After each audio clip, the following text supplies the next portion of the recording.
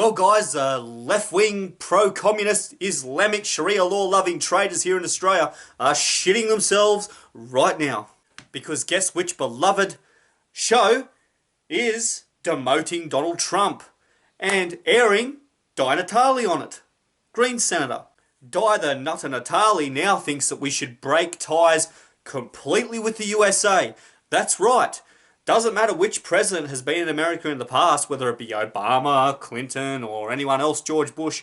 We don't want to break ties with the US, but as soon as Trump gets elected in, the left-wing politicians want to break ties with the US. Surprise, surprise. And why are these communists so desperate to break ties with our ally, the USA?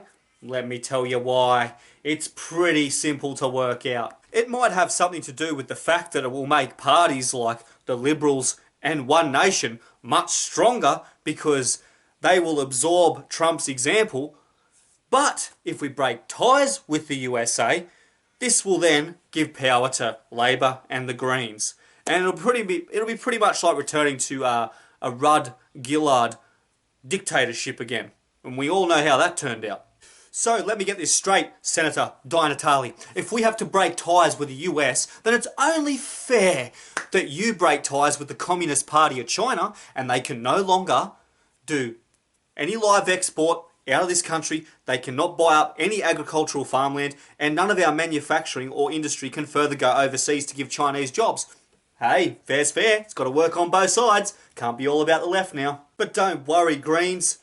The project has your back. I'm sure they'll put Waleed Ali on TV, maybe a few fake tears, and he can talk about how persecuted Islam is again and get everyone to feel sorry for him. Thus, laughing backstage later on about how much he wants communism in the country and a bit of Sharia law on the side and all. You know what I mean? You could even use your old tactics of going to Gosford Anglican Church. You can interview Father Rod Bauer and get him to, talk about how we should be accepting of everyone and open our borders. Even though, hey, he's a communist priest and he has brought shame on the Christian way of life. But nah, that's just not dramatic enough, because he's white. So what you do is, you get a couple of Muslims, probably their husbands probably have backgrounds and connections to ISIS, but you put them on telly, you pinch their nipples with some tweezers under their dress, so they get tears in their eyes and they cry and they talk about how fearful they are of Donald Trump taking over the world and being the next Hitler. I'm sure you'll whip up some good propaganda for mainstream media for that one, won't you? Hey, it's what you're best at.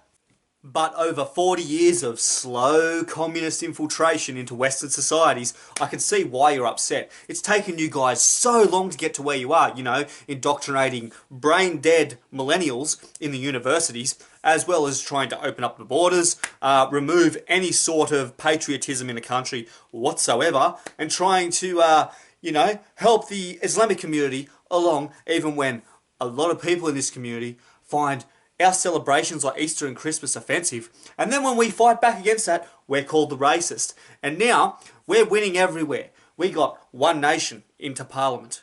Alright? Not just Pauline Hanson, but Sri Sanders. UK won the Brexit vote.